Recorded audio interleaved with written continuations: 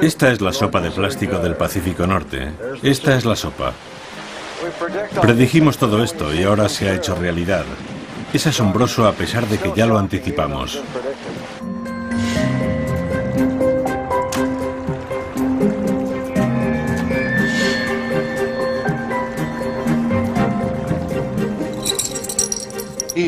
Este es el contenido medio de plástico que encontramos en el estómago de un ave. Si lo trasladamos a un cuerpo humano, este sería el plástico que contendría nuestro estómago.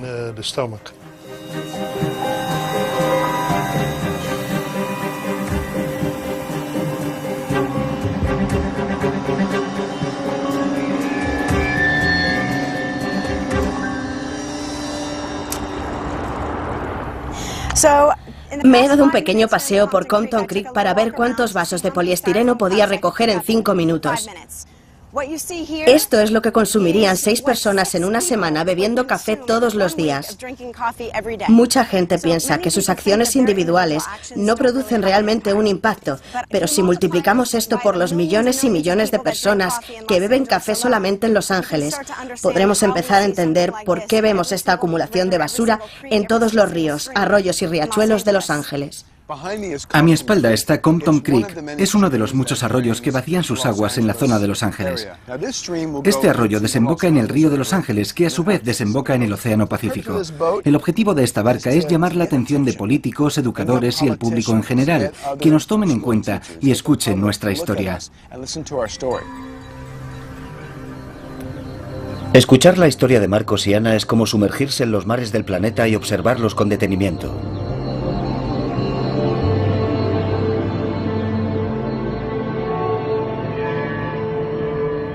Solo en el mar Mediterráneo viajan a la deriva 3 millones de toneladas de basura. El 80% es plástico. No solemos pensar en ello, pero el fondo del mar no siempre ha estado cubierto de estos, a menudo identificables objetos a la deriva. Solo somos la tercera generación que utiliza los plásticos de forma masiva. Todo esto es el resultado de 60 años de consumo.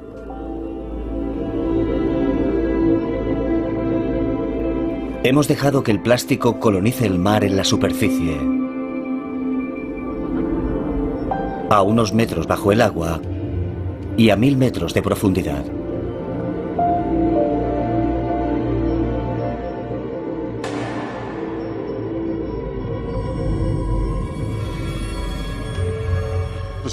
Ese material permanecerá ahí abajo durante siglos, sobre todo si está a mucha profundidad, porque hay mucho menos oxígeno y nada de luz, los dos factores que ayudan a la descomposición del plástico.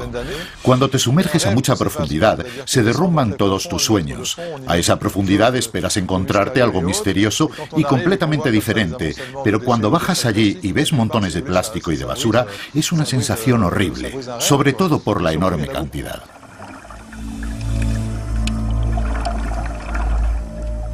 Los océanos están llenándose de plástico.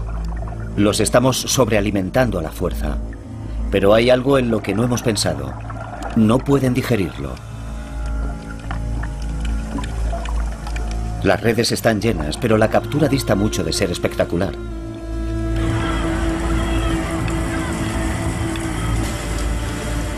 Este material ha revolucionado nuestras vidas en la actualidad. ¿Pero a qué precio? ¿Qué ocurre con el plástico cuando llega al mar? ¿Es realmente inocuo como siempre nos han dicho? ¿De verdad no tiene ningún efecto sobre los animales o sobre los humanos?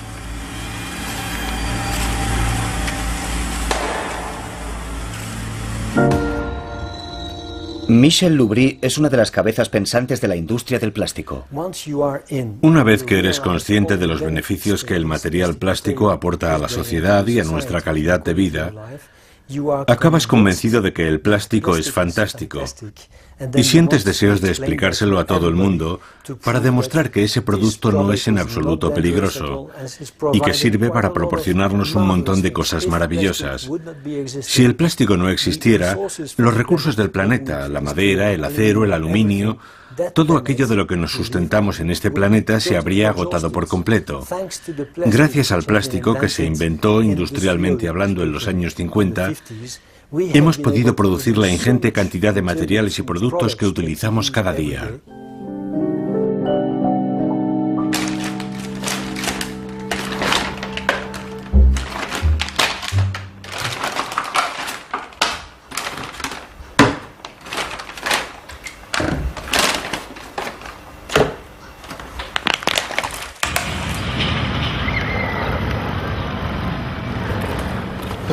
Acabamos de regresar de un recorrido por el desierto y hemos comprado en un cementerio de aviones esta avioneta por varios cientos de dólares. Le faltan las alas, el motor, no tiene nada excepto el fuselaje. Así es mucho más ligera. Las puertas están intactas, las ventanas también. Es impermeable o nosotros haremos que lo sea. Marcus Ericsson es un activista contra el plástico. Durante 15 años ha remado por los ríos de Estados Unidos. Ha visto crecer una polución que sigue aumentando. Un día Marcos tuvo un sueño. Soñó que el mundo entero se preocupaba por este problema. Ahora espera movilizar al planeta surcando los mares en una vieja cabina de avioneta montada sobre una balsa hecha con 15.000 botellas de plástico. Con la energía de alguien decidido a cambiar el mundo, se dispone a realizar una travesía de 4.000 kilómetros por el océano.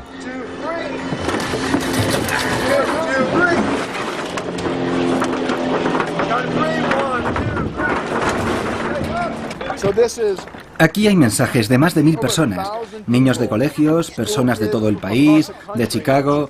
Nos han enviado mensajes sobre el océano y sobre el plástico, que llevaremos al otro lado del océano y traeremos de nuevo aquí para compartirlos con los políticos, para intentar que se tomen medidas respecto al problema del plástico. Este es nuestro mensaje en una botella.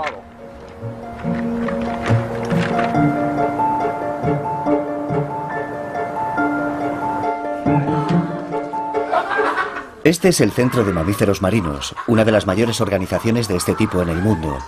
Durante 35 años, 1000 voluntarios han inspeccionado constantemente las playas y aguas de la costa californiana con el fin de ayudar a animales desnutridos o enfermos.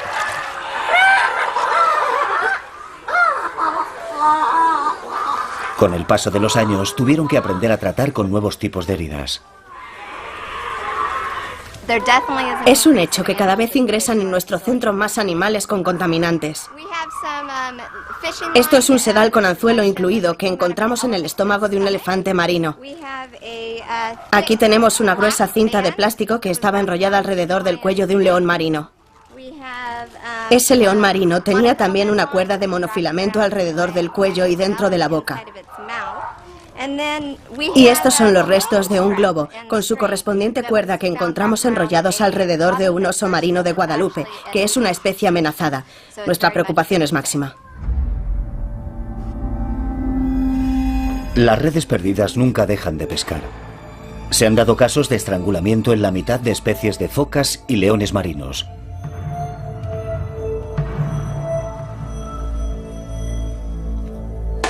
...80 especies de ballenas se han visto involucradas en incidentes con plástico. El plástico puede mutilar y matar. Y también ahogar.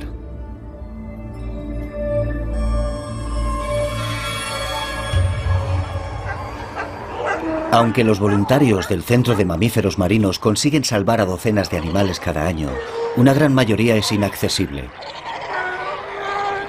Podemos ver que le aprieta mucho. El mayor problema en estos casos es que ese animal, ya sea macho o hembra, aún tiene que crecer y ese trozo de plástico no dilatará y al cabo de un tiempo podría acabar estrangulándolo o impidiéndole comer.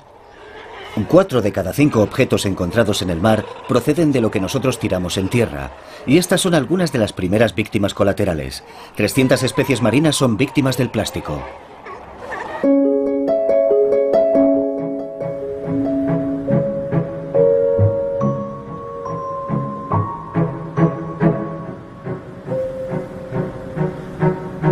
Hace 20 años, el holandés Jan van Franeker, un especialista en aves marinas, inició un experimento con fulmares, una especie muy común en el norte de Europa.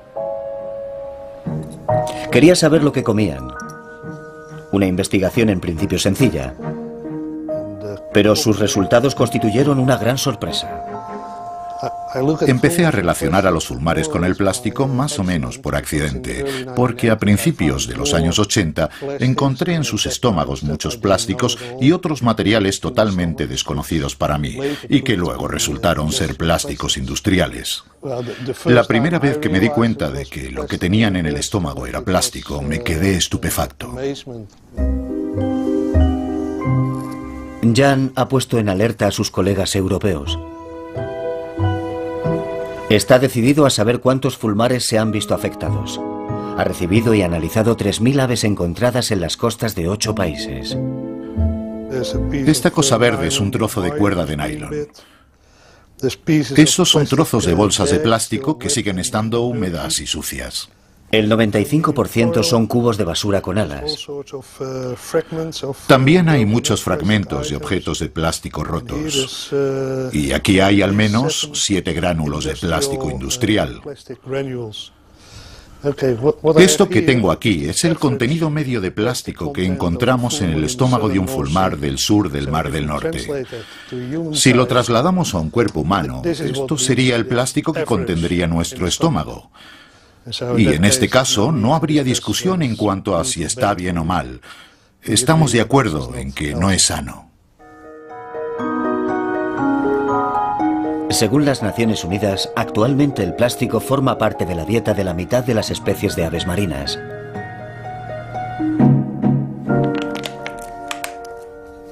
Gracias al uso de los plásticos, protegemos el planeta y protegemos también el clima y la evolución.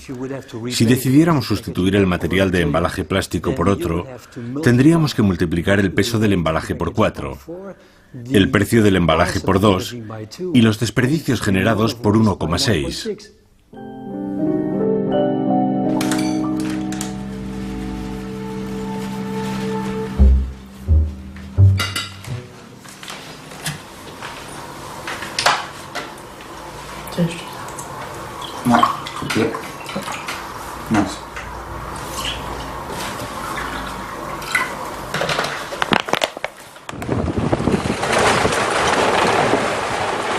Plástico a la deriva. Marcus y su amiga Jo están navegando por el Pacífico Central, sentados sobre miles de botellas de plástico agujereadas. El plan de Marcus ya ha funcionado. Su gesta está siendo seguida por millones de personas a través de Internet. Puede afectar a ciertas políticas que ayuden a frenar la explotación de estos productos químicos sintéticos que nos han sido útiles a corto plazo y que ahora hemos descubierto que están contaminando nuestro mundo.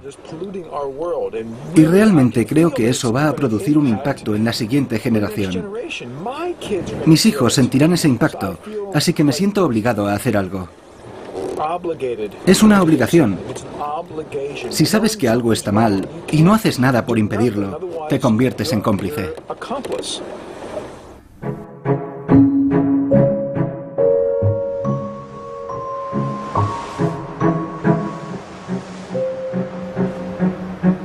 En la década de 1920, un lord inglés tuvo una idea extravagante pero particularmente visionaria.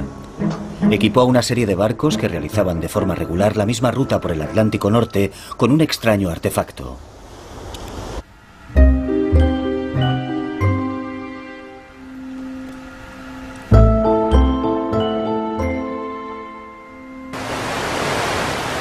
Era una grabadora. Desde entonces, los barcos las remolcan cada mes.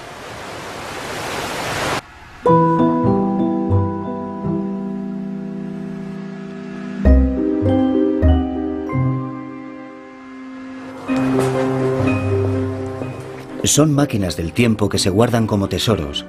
Las grabadoras contienen cintas de casete en las que puede seguirse la evolución del plancton en el Canal de la Mancha y el Atlántico Norte. 170.000 muestras de plancton atrapado en más de 8 millones de kilómetros. Una tela de araña tejida en el transcurso de casi 100 años.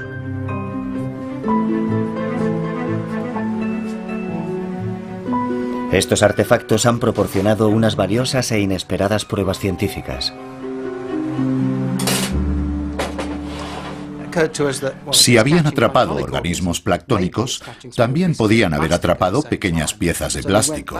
Así que examinamos unas muestras históricas de los años 60, 70, 80 y 90 y comparamos la cantidad de estos materiales. El resultado es que la cantidad de plástico había aumentado de forma significativa entre los 60 y los 90.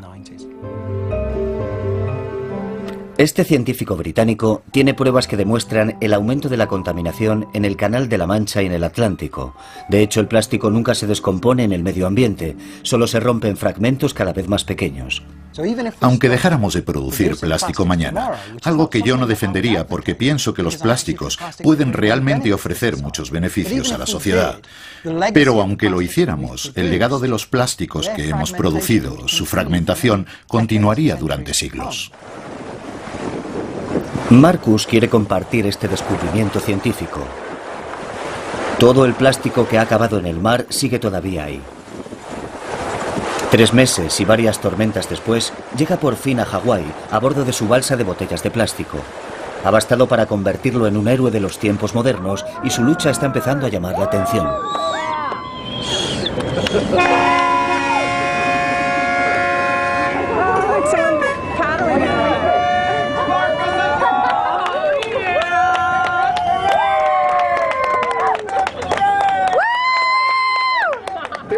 Cada vez hay más plástico en los mares y la cantidad está creciendo de forma exponencial. Por tanto, mi propósito con esta balsa es concienciar al mundo para que empiecen a plantearse soluciones. ¿Qué podemos hacer al respecto?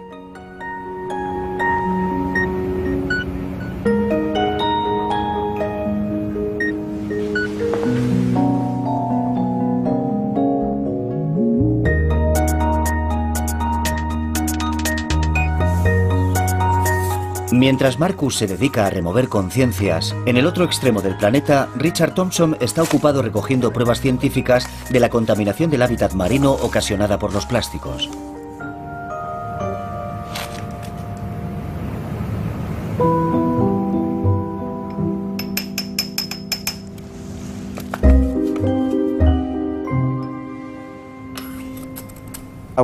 Sabía que se trataba de plásticos que se forman a partir de la fragmentación de piezas más grandes. Pero ¿cuál era la pieza de plástico más pequeña presente en la playa? Fue el reto que planteé a mis alumnos hace unos 10 años. Richard ha encontrado fragmentos de plástico que pueden medirse en micrones, más finos que un cabello humano, y ha encontrado cantidades ingentes de ellos.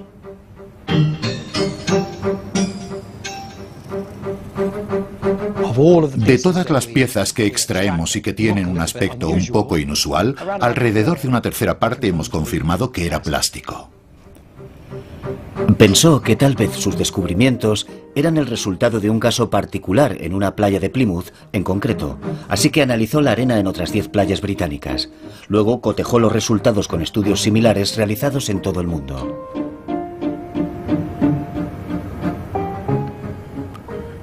Encontramos estos materiales en todos los lugares que examinamos y me sorprendió su ubicuidad. Sabemos que grandes piezas de residuos cubren la superficie de los océanos y también el lecho marino. Pero el hecho de que las playas de todo el mundo estén contaminadas con pequeños fragmentos de plástico me resultó bastante sorprendente. Yo esperaba que a medida que nos fuéramos desplazando a lugares más remotos, dejaríamos de encontrar este tipo de plásticos de escala microscópica.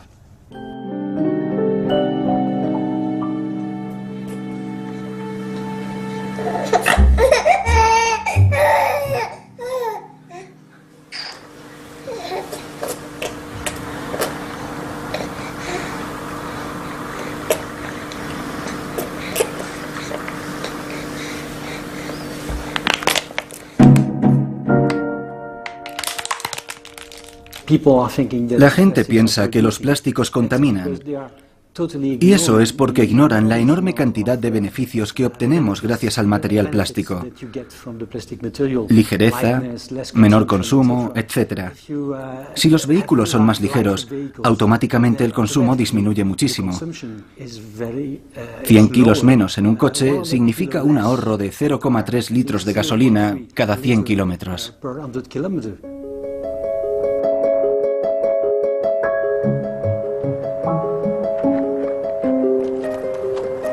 El capitán Charles Moore está harto de ver que los mares se utilizan como vertederos de basura y sigue el rastro del plástico hasta sus orígenes antes de convertirse en una botella, una bolsa o una caja de ampollas. El plástico procede del petróleo, luego se envía a los fabricantes en forma de pequeñas bolitas. Todo esto son bolitas de plástico. Salen por estas válvulas de aquí, salen por aquí, se desparraman por el suelo y después de muchos años hay millones, millones y millones. Las llaman lágrimas de sirena. Sin haber sido utilizadas para nada, estas bolitas de plástico acaban en los cursos de agua. Esta fábrica sigue soltando millones de ellas cada vez que llueve, así que esto es un vertedero ilegal de bolitas de plástico de preproducción. Esta es una fábrica de bolsas y las bolitas son de polietileno, flotan en agua dulce. Estas son las bolitas de plástico que transportaban los vagones y que el agua de lluvia ha traído hasta este desagüe, que conduce el agua hasta el río. Estos millones de bolitas llegan al océano a través de esos pequeños agujeros de ahí. El desagüe está rodeado de bolitas. Hemos encontrado 236 millones de ellas en los 3 días que hemos estado estudiando estos ríos que acaban en el mar. En solo 3 días.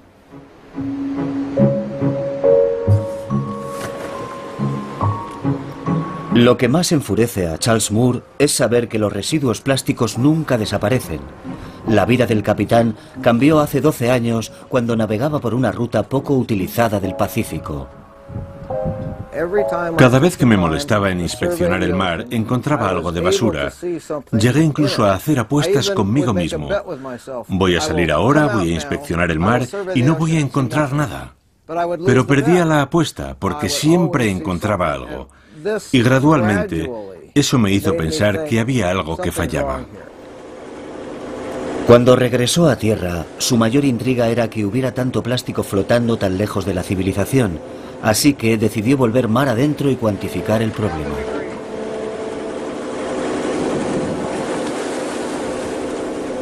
Nos llevamos una gran sorpresa. Nos quedamos atónitos cuando recogimos la red por primera vez. Nuestra primera reacción fue: Dios mío, ¿qué hemos hecho para que podamos lanzar una red en cualquier parte del océano y recojamos tantos residuos plásticos? Hola, soy el Dr. Marcus. Estoy en el Océano Pacífico, en medio de ninguna parte, buscando plástico en cantidades ingentes. El capitán Charles Moore creó una fundación llamada Algalita.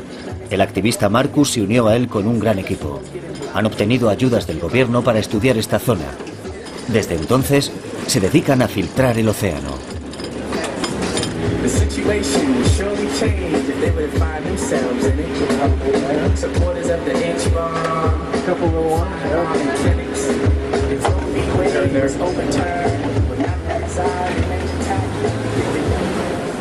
Esto es un tapón de botella. Esto es lo que hemos recogido en 7 horas en océano abierto con una red de arrastre. Una red con la anchura de un cortacésped, cubriendo por tanto una superficie bastante pequeña. Es como un cabello humano de 3 centímetros en un campo de fútbol. El océano es vastísimo, pero este es el plástico que hemos recogido en una franja muy pequeña con nuestra red.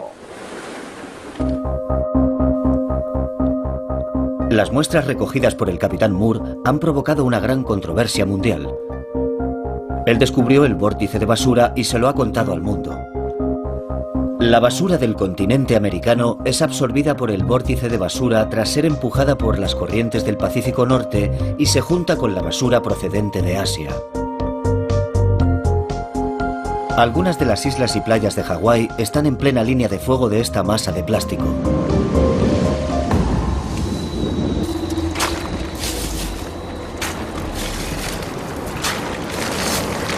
El archipiélago es la víctima de los vertidos que se realizan en todos los países que bordean el Pacífico.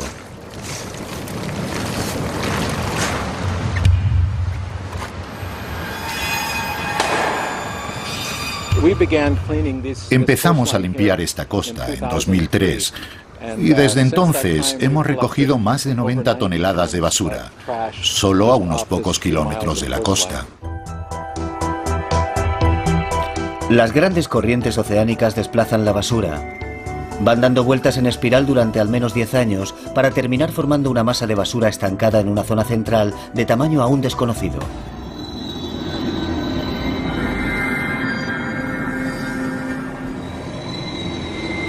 El equipo de Charles Moore ha establecido un protocolo de actuación. Las muestras se llevan a tierra para ser estudiadas. Expedición tras expedición, la magnitud del problema se va revelando con más claridad.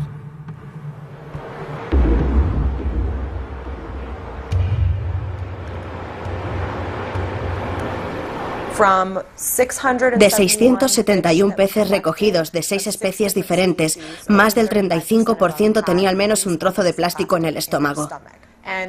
Y la razón por la que esto nos preocupa, y aunque estos peces puedan parecerles feos a algunas personas, a mí me parecen adorables, es porque constituyen además la principal fuente de alimentación para otros peces, como el atún, el maji-maji y el salmón.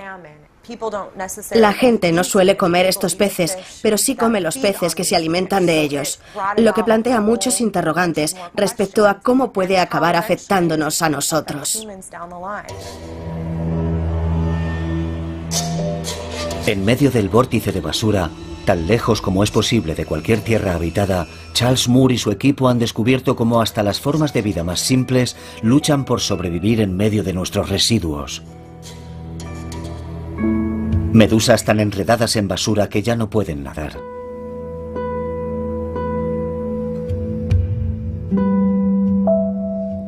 Hasta el zooplancton, el elemento más básico de la cadena alimentaria marina, está afectado.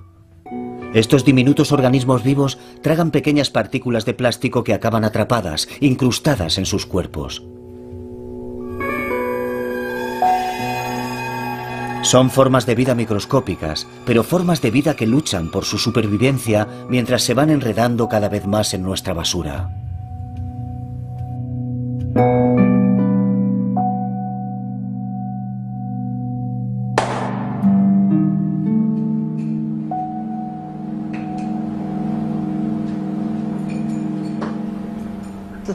Lo que más me impresiona es que todas las muestras que hemos tomado ya estuvieran en la superficie, a 10 metros, a 30 metros o a 100 metros de profundidad. Absolutamente todas tienen algo de plástico.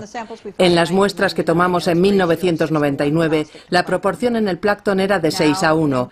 Ahora, en 2008, la proporción de muestras de plancton con plástico es de 46:1, lo que significa que hay 8 veces más plásticos en el mar. Predijimos todo esto y ahora se ha hecho realidad. Sigue siendo asombroso a pesar de que ya lo anticipamos. Esta es la sopa de plástico del Pacífico Norte. Esta es la sopa. Los científicos han demostrado que no queda ninguna zona sin contaminar en el planeta. Cada kilómetro cuadrado de océano contiene miles de pequeños fragmentos de plástico.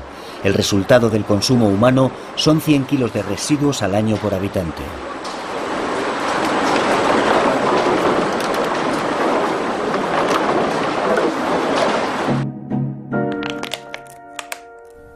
No podemos evitar la evolución de la sociedad.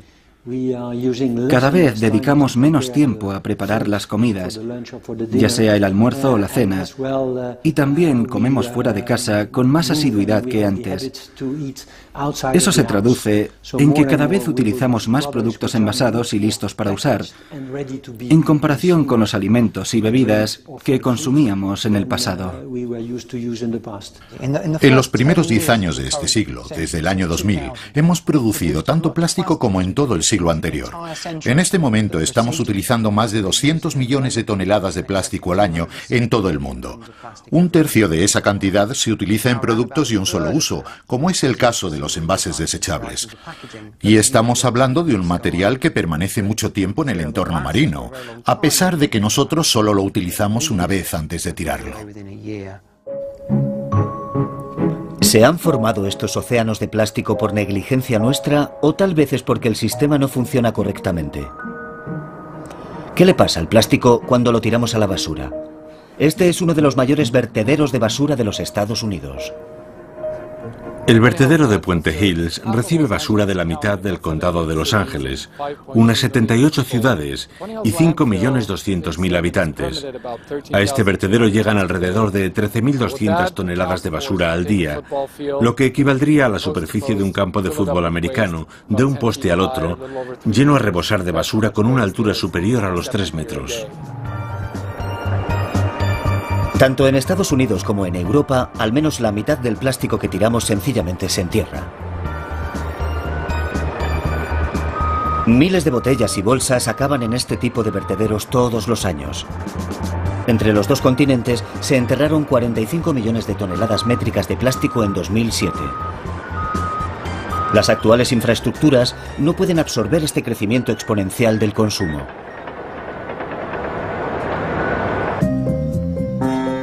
Solo se recicla el 5% del plástico que se utiliza en el mundo. Y Occidente, el principal consumidor, ni siquiera dispone de los medios suficientes para tratar su propia basura. Este es el puerto de Chennai, en la India. Parte de nuestros residuos reciclados terminan aquí, transportados en contenedores.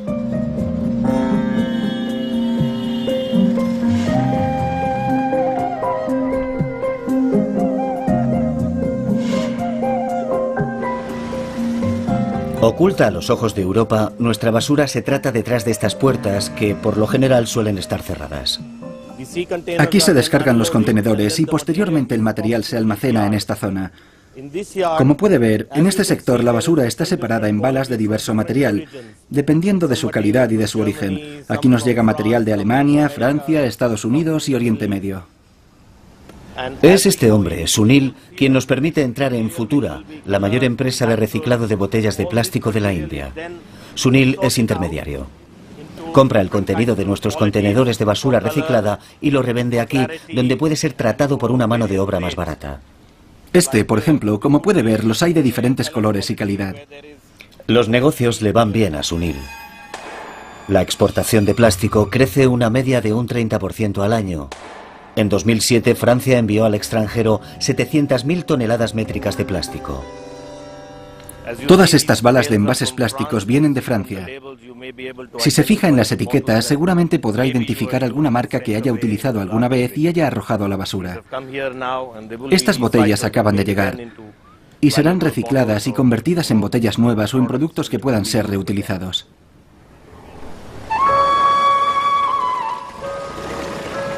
La mitad del plástico reciclado por Futura llega de países occidentales de forma totalmente legal. Las empresas de reciclaje confían en que al mostrarnos lo bien que se ocupan de nuestra basura, los consumidores europeos nos animemos a enviar más.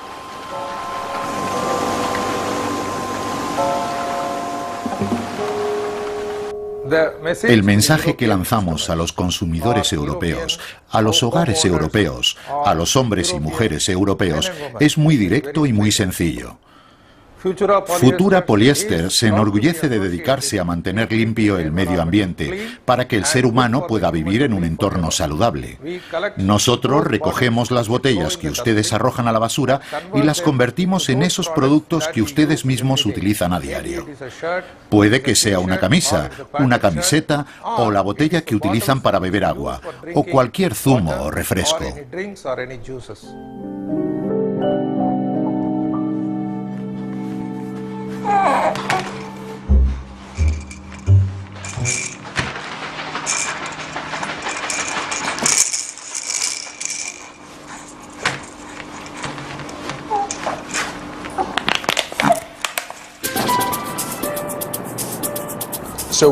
Nosotros procuramos llegar a un nivel de residuos cero, si es posible. Intentamos que no entre nada de plástico en nuestro hogar para no tener que tirarlo a la basura, así que... Marcus y Ana han optado por una solución drástica. Cuando vamos a hacer la compra, en vez de comprar el pan en una tienda donde te lo entregan en una bolsa de plástico, acudimos a panaderías tradicionales. Ahora estamos haciendo estas bolsas a partir de camisetas usadas. Hemos estado recogiendo camisetas viejas de escuelas, de tiendas de ropa usada, donde la gente entrega su ropa vieja para sustituir con ellas las bolsas de plástico.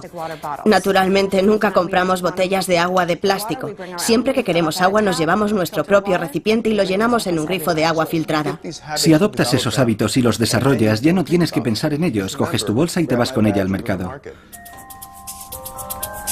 Ni siquiera los residuos orgánicos se tiran a la basura, son ingeridos.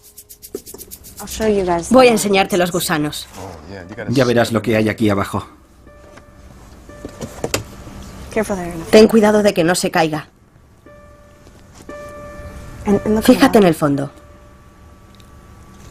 Aquí hay cebollas, ajos. Este es nuestro contenedor de reciclaje. Procuramos no tirar nada a la basura. Si compramos algo, intentamos asegurarnos de que el envase sea reciclable. Deshacerse de los residuos lo inventó el hombre. No debería haber desperdicios. Tendríamos que reciclar lo que usamos, ser conscientes de lo que compramos y recordar que todo tiene que acabar en alguna parte.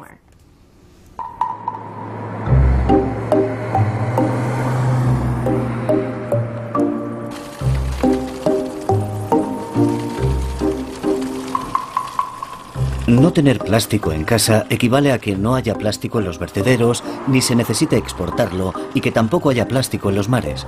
Esa es la ecuación de marcusiana que se muestran incansables. Acaban de embarcarse en una nueva aventura. Recorrerán en bicicleta los 2000 kilómetros que separan Vancouver de Tijuana para convencer a quienes se encuentren por el camino.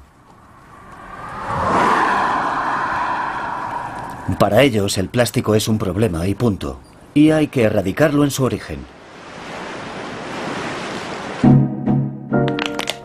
Los beneficios que conlleva la utilización de material plástico son enormes, tanto para las sociedades como para los consumidores. Los envases en los que llega la comida a nuestras casas son mucho más higiénicos. Los medios de transporte son más ligeros. Sería absurdo rechazar esos beneficios tangibles solo para corregir algo que ocurre al final de la vida del producto y debido al comportamiento incívico de la gente y de la sociedad. Es el mismo razonamiento que esgrimen los fabricantes de armas. Las armas no matan a la gente, es la gente la que mata. La industria del plástico utiliza el mismo argumento. El plástico no es un problema, el problema es la gente que tira las cosas. Pero es imposible educar a todas las personas del planeta para que reciclen sus plásticos como es debido. La industria y los fabricantes comparten la responsabilidad de diseñar un producto que si la gente lo tira o sale volando de un camión de la basura, no cause el impacto que estamos viendo.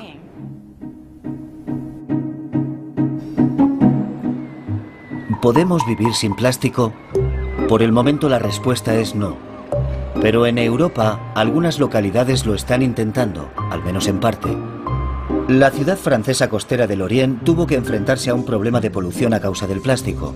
Sus playas y su litoral estaban contaminados, así que hace 10 años introdujo algunos cambios. Hay pan, verdura, un poco de todo. Fruta también, pero sobre todo pan y verduras. Y durante los meses de verano tiran muchas cosas de los jardines. Hierba, ramas de poda y flores secas. Todo lo que la gente pueda tener en casa y es biodegradable. Por el momento, estas bolsas son una de las únicas alternativas al plástico. Los residuos orgánicos se recogen semanalmente en bolsas hechas de almidón. No es necesario reciclarlas. Estas bolsas se descomponen naturalmente junto a los residuos orgánicos. Las bolsas biodegradables se mezclan con los residuos orgánicos para que se descompongan completamente en 3 o 4 semanas. El almidón de patata y de maíz del que están hechas al 100% reacciona como cualquier materia orgánica, como las peladuras de patata, por ejemplo, y acaba descomponiéndose. El compost resultante es utilizado por los granjeros de la región.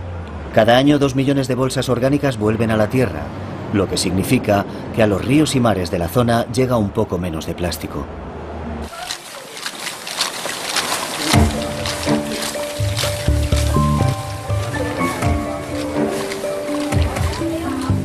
Utilizamos 50.000 botellas para hacer el barco. Navegamos con éxito hasta Hawái para llamar la atención sobre el problema de los residuos plásticos marinos que afloran en nuestras costas. Cientos de alumnos de escuelas y universidades asisten a las conferencias que han impartido Marcus y Ana desde Canadá a México. Podéis pensar, bueno, este animal come plástico. Le entra por la boca, le sale por el otro extremo y ya está. Tampoco es para tanto. El problema es que el otro extremo es tan pequeño que esas partículas de plástico se quedan en su estómago durante mucho tiempo. Y esas partículas de plástico no son benignas. No se quedan allí sin hacer nada. La bioquímica Marcus plantea otra cuestión. La industria añade millones de toneladas de sustancias químicas a los plásticos. ¿Qué efectos tienen?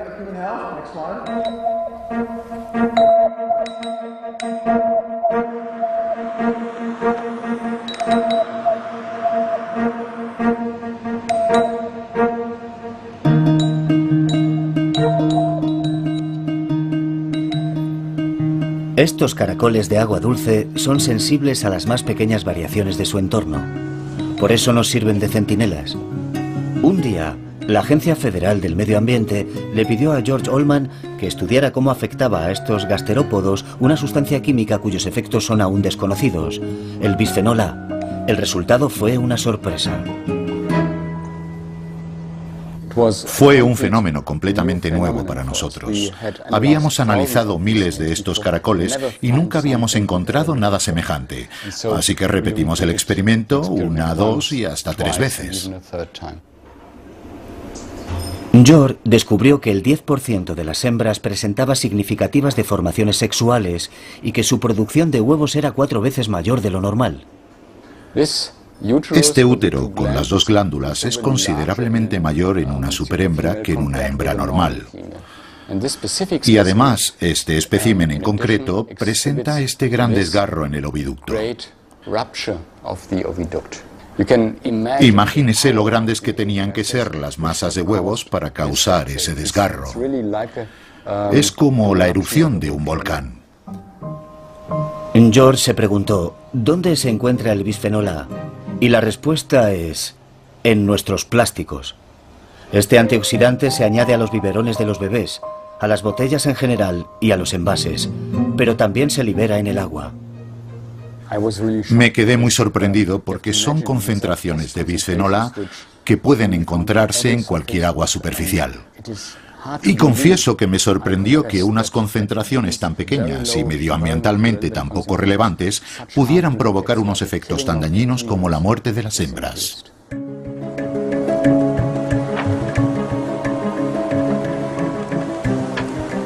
Los científicos están empezando a descubrir que los plásticos de los mares liberan sustancias químicas en el medio ambiente que tienen efectos que aún desconocemos. ¿Qué cantidad de estas sustancias se liberan cuando esos productos están en el agua? ¿Cómo se acumulan esos contaminantes en la cadena alimentaria? ¿Se ven afectados los animales marinos? ¿Y hasta qué punto? Denis. ¿Sí? A las 3. Está ahí. En la superficie. Eso es lo que el equipo del Foro Mundial para la Naturaleza ha estado intentando descubrir, estudiando al rorcual común del Mediterráneo, la segunda ballena más grande del mundo. Yo diría unos 46, 47. Se aleja a unos 40 grados. Para saber si estos animales están contaminados, los científicos tienen que estudiar muestras de su grasa. Hacia ese lado.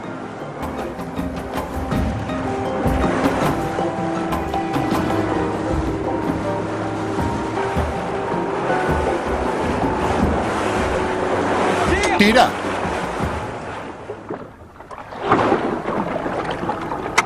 Biopsia conseguida. Los resultados de las biopsias son concluyentes. Al igual que ocurre con los osos polares o las ballenas del Atlántico, la grasa del rorcual común del Mediterráneo contiene retardantes de fuego, que son aditivos del plástico. Sujeta bien. Nadie sabe todavía el efecto que tienen estos productos en las especies. Muy bien. Estamos aquí, en alta mar, a decenas de kilómetros de distancia de cualquier continente. Y encontramos sustancias contaminantes que no tenían por qué estar aquí, porque han sido producidas a cientos de kilómetros, pero se han visto arrastradas por la corriente. Lo que más me inquieta es que no nos damos cuenta de que estamos contaminando todo el planeta, incluyendo los lugares más vírgenes y remotos.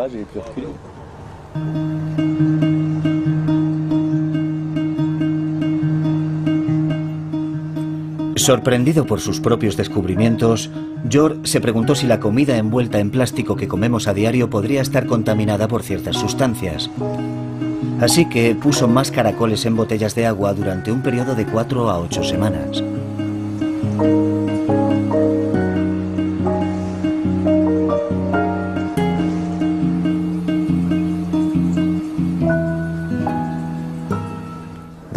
Los caracoles que estuvieron en botellas de plástico PET produjeron muchos más embriones que los que estuvieron en botellas de cristal. El material de las botellas de plástico PET tienen unos compuestos que pasan al agua o medio de cultivo en el que están los caracoles. No sabemos qué compuestos son, todavía no los hemos identificado, pero son claramente estrogénicos. Si queremos sacar al mercado un material o una sustancia, debemos superar unas pruebas de laboratorio que nos permitan asegurar que son inofensivos. Los resultados se ponen a disposición de organizaciones científicas y públicas que deciden si nos permiten comercializarlo o no. Las autoridades comprueban los productos que vendemos.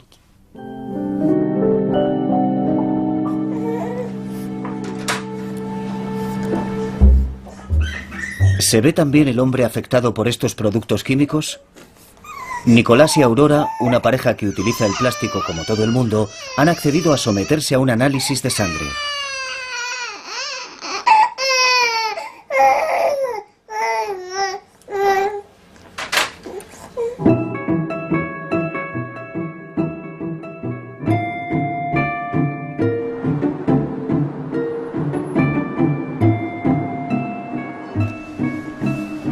Sana Swan es epidemióloga.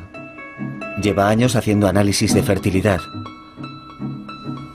En 2005 empezó a estudiar los efectos de los eftalatos, otro aditivo químico de los plásticos. Seleccionó mujeres con un alto nivel de eftalatos en la orina y estudió el efecto que tenían en sus bebés masculinos. Nadie había hecho esto antes. Estos eftalatos, especialmente los que más nos preocupan, se denominan antiandrógenos porque hacen descender los niveles de testosterona. También actúan sobre los adultos, pero lo más preocupante es lo que sucede cuando actúan en el útero, ya que los cambios que se producen en el útero son permanentes. Por eso, al ser antiandrógenos, la disminución de la testosterona en un momento crítico alterará el desarrollo normal de los genitales masculinos. Normalmente los genitales empiezan siendo femeninos, por defecto, por así decirlo, y luego se van masculinizando debido a la influencia de la testosterona. Pero cuando la presencia de los eftalatos alcanza un determinado nivel, ese proceso puede verse interferido. Los eftalatos se utilizan en los envases de comida y en los juguetes, por ejemplo, para ablandar el plástico, pero en los roedores feminizan la especie. Los testículos desaparecen y el pene se acorta. La distancia entre los testículos y el ano, que generalmente suele ser el doble en los machos, disminuye hasta parecerse a la de las hembras. Shanna tuvo la idea y el coraje de tomar esas mismas medidas a bebés humanos y obtuvo los mismos resultados. Okay, can you roll them in a little bit?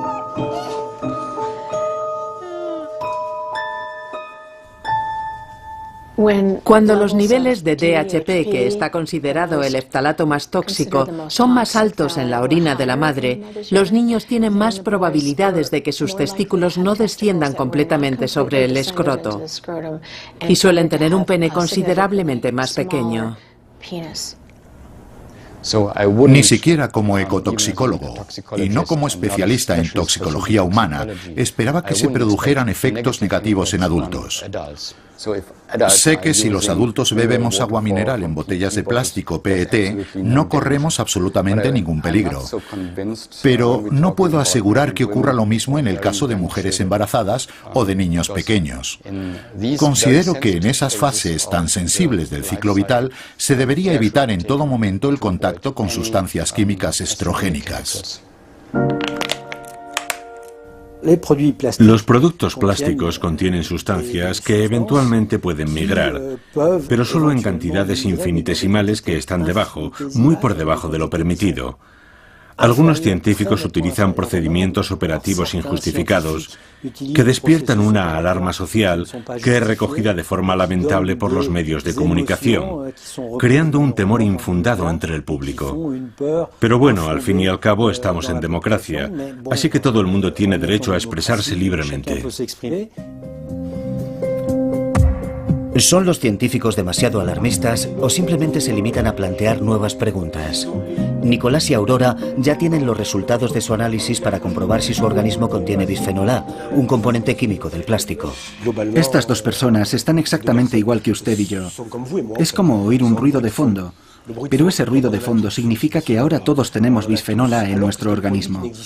Como sabe, este es un producto que no existía antes. Nuestros abuelos no lo tenían. Es un producto químico creado por la industria y ahora todos estamos impregnados. En Francia no se ha realizado ningún estudio epidemiológico de este tipo, pero todas las personas analizadas en Estados Unidos no solo tienen bisfenol A, sino también eftalatos en sus organismos.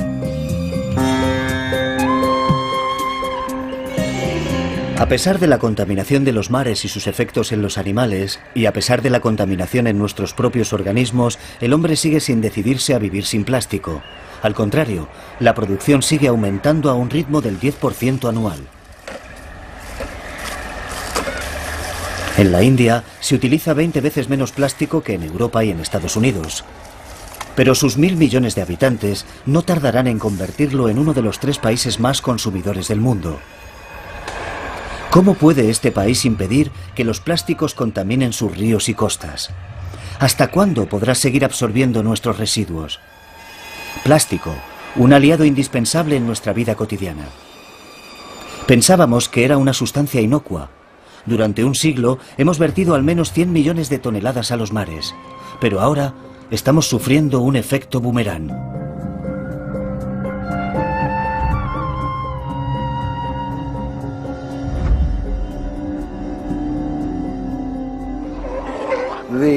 La situación es insostenible. Está empeorando a un ritmo casi exponencial y no muestra síntomas de disminuir. Nadie parece contemplar un futuro sin plástico y nadie parece dispuesto a admitir que el cambio necesario para acabar con el problema de la contaminación del plástico debe ser drástico. Se necesita un cambio radical. Un cambio pequeño no serviría de nada. Marcus y Ana se niegan a tirar la toalla. Gracias por estar presentes en el Día de Concienciación por los Residuos Marinos. Soy el Dr. Marcus Erickson.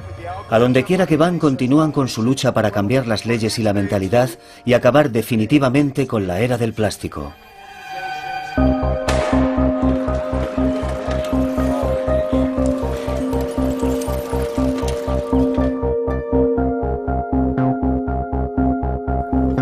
No podemos cambiar la actitud de la gente. No podemos hacer nada frente a eso. Pero quizá deberíamos exagerar un poco para asustarles. Quizá deberíamos decirles que la Tierra va a explotar por culpa de los residuos. No entiendo a qué viene tanto revuelo. Llevo mucho tiempo por aquí. Llevo mucho tiempo contaminando los mares y las costas y no creo que sea para tanto. Pienso que no deberíais cambiar.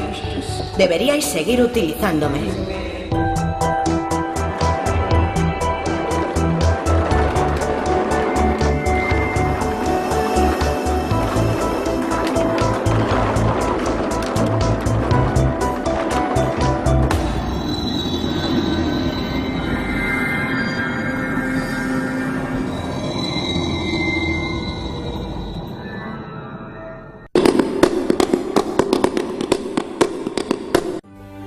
Desde el momento de la concepción, los gemelos comienzan una relación especial.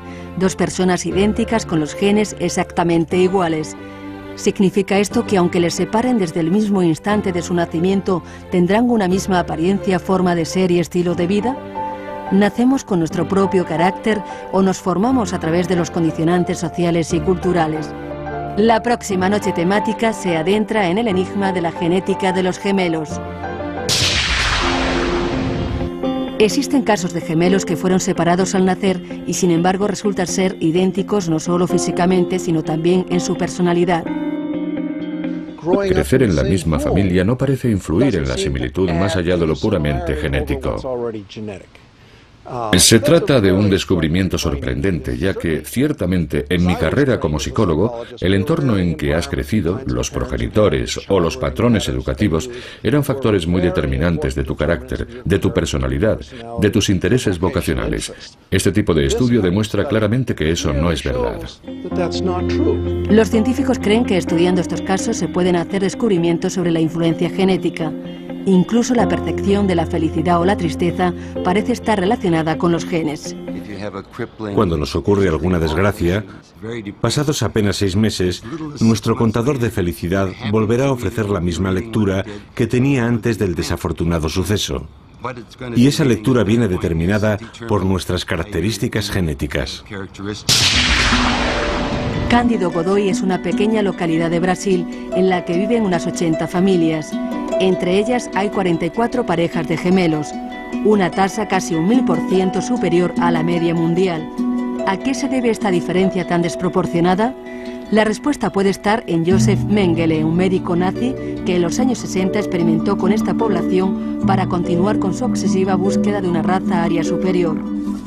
Había un doctor que recorría toda la región dándole pócimas a las mujeres. También había una persona que solía comprar sangre. Y otra que solía viajar en una furgoneta cerrada. Este laboratorio tenía experimentos, tenía jeringuillas. Todo eso pasó en los años 60. Pero lamentablemente todos los testigos ya han fallecido. Prácticamente todos ya fallecieron.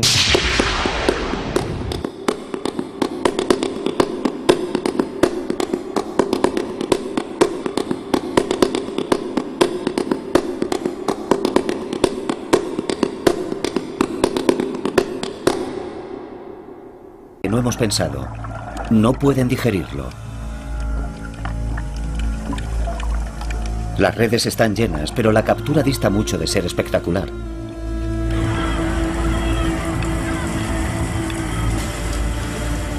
Este material ha revolucionado nuestras vidas en la actualidad. ¿Pero a qué precio? ¿Qué ocurre con el plástico cuando llega al mar? ¿Es realmente inocuo como siempre nos han dicho? ¿De verdad no tiene ningún efecto sobre los animales o sobre los humanos?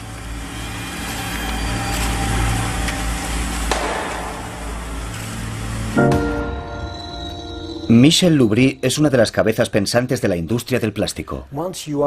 Una vez que eres consciente de los beneficios que el material plástico aporta a la sociedad y a nuestra calidad de vida, acabas convencido de que el plástico es fantástico y sientes deseos de explicárselo a todo el mundo para demostrar que ese producto no es en absoluto peligroso y que sirve para proporcionarnos un montón de cosas maravillosas. Si el plástico no existiera, los recursos del planeta, la madera, el acero, el aluminio, todo aquello de lo que nos sustentamos en este planeta se habría agotado por completo.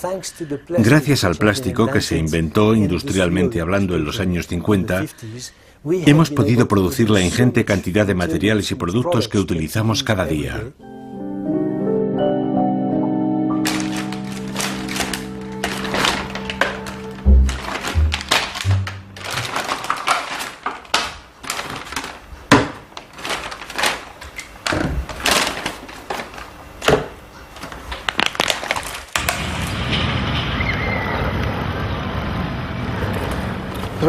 Acabamos de regresar de un recorrido por el desierto y hemos comprado en un cementerio de aviones esta avioneta por varios cientos de dólares. Le faltan las alas, el motor, no tiene nada excepto el fuselaje. Así es mucho más ligera. Las puertas están intactas, las ventanas también. Es impermeable o nosotros haremos que lo sea. Marcus Ericsson es un activista contra el plástico. Durante 15 años ha remado por los ríos de Estados Unidos. Ha visto crecer una polución que sigue aumentando. Un día Marcos tuvo un sueño. Soñó que el mundo entero se preocupaba por este problema. Ahora espera movilizar al planeta surcando los mares en una vieja cabina de avioneta montada sobre una balsa hecha con 15.000 botellas de plástico. Con la energía de alguien decidido a cambiar el mundo, se dispone a realizar una travesía de 4.000 kilómetros por el océano.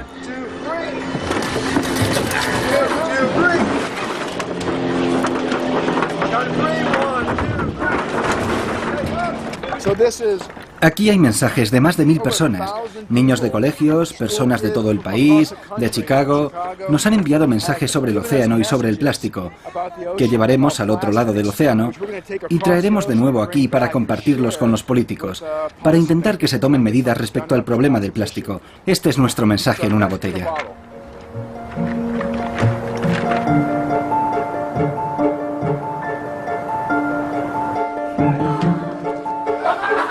Este es el Centro de Mamíferos Marinos, una de las mayores organizaciones de este tipo en el mundo.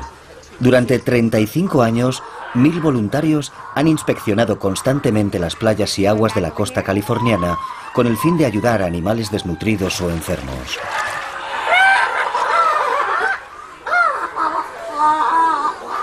Con el paso de los años, tuvieron que aprender a tratar con nuevos tipos de heridas. Es un hecho que cada vez ingresan en nuestro centro más animales con contaminantes. Esto es un sedal con anzuelo incluido que encontramos en el...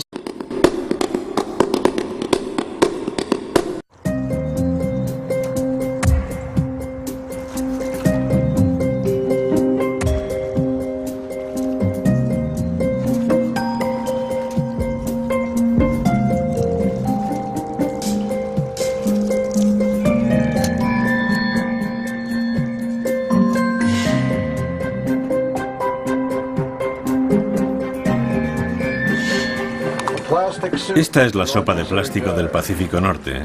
Esta es la sopa. Predijimos todo esto y ahora se ha hecho realidad. Es asombroso a pesar de que ya lo anticipamos.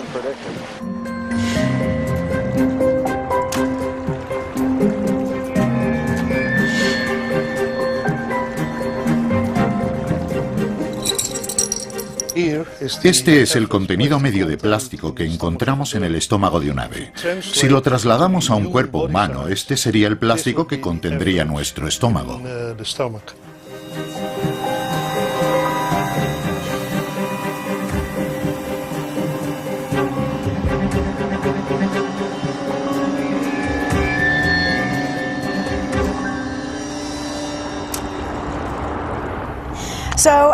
Me he dado un pequeño paseo por Compton Creek para ver cuántos vasos de poliestireno podía recoger en 5 minutos.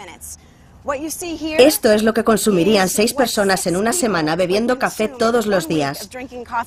Mucha gente piensa que sus acciones individuales no producen realmente un impacto, pero si multiplicamos esto por los millones y millones de personas que beben café solamente en Los Ángeles, podremos empezar a entender por qué vemos esta acumulación de basura en todos los ríos, arroyos y riachuelos de Los Ángeles. A mi espalda está Compton Creek. Es uno de los muchos arroyos que vacían sus aguas en la zona de Los Ángeles. Este arroyo desemboca en el río de Los Ángeles. Estómago de un elefante marino. Aquí tenemos una gruesa cinta de plástico que estaba enrollada alrededor del cuello de un león marino. Ese león marino tenía también una cuerda de monofilamento alrededor del cuello y dentro de la boca. Y estos son los restos de un globo, con su correspondiente cuerda que encontramos enrollados alrededor de un oso marino de Guadalupe, que es una especie amenazada. Nuestra preocupación es máxima. Las redes perdidas nunca dejan de pescar. Se han dado casos de estrangulamiento en la mitad de especies de focas y leones marinos.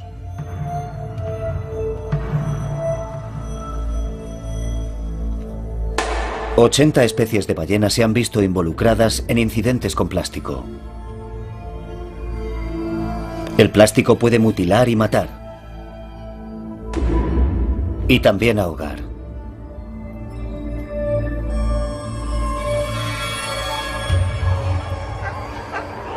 Aunque los voluntarios del Centro de Mamíferos Marinos consiguen salvar a docenas de animales cada año, una gran mayoría es inaccesible. Podemos ver que le aprieta mucho. El mayor problema en estos casos es que ese animal, ya sea macho o hembra, aún tiene que crecer y ese trozo de plástico no dilatará y al cabo de un tiempo podría acabar estrangulándolo o impidiéndole comer. 4 de cada 5 objetos encontrados en el mar proceden de lo que nosotros tiramos en tierra. Y estas son algunas de las primeras víctimas colaterales. 300 especies marinas son víctimas del plástico.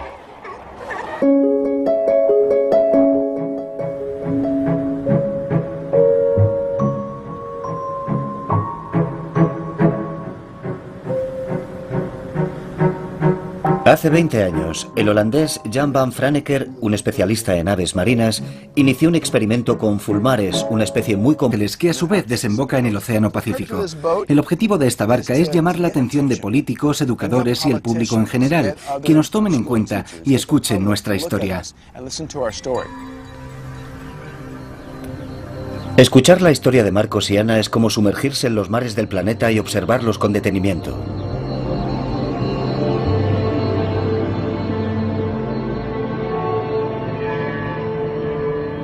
Solo en el mar Mediterráneo viajan a la deriva 3 millones de toneladas de basura. El 80% es plástico. No solemos pensar en ello, pero el fondo del mar no siempre ha estado cubierto de estos, a menudo identificables objetos a la deriva. Solo somos la tercera generación que utiliza los plásticos de forma masiva. Todo esto es el resultado de 60 años de consumo.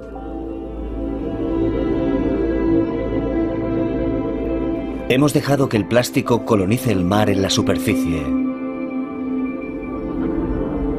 A unos metros bajo el agua y a 1000 metros de profundidad.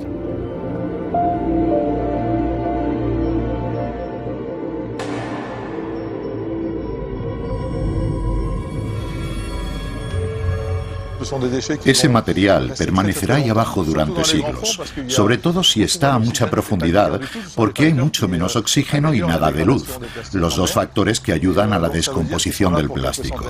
Cuando te sumerges a mucha profundidad, se derrumban todos tus sueños. A esa profundidad esperas encontrarte algo misterioso y completamente diferente, pero cuando bajas allí y ves montones de plástico y de basura, es una sensación horrible, sobre todo por la enorme cantidad.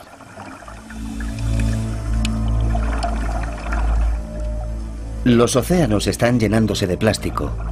Los estamos sobrealimentando a la fuerza. Pero hay algo en lo que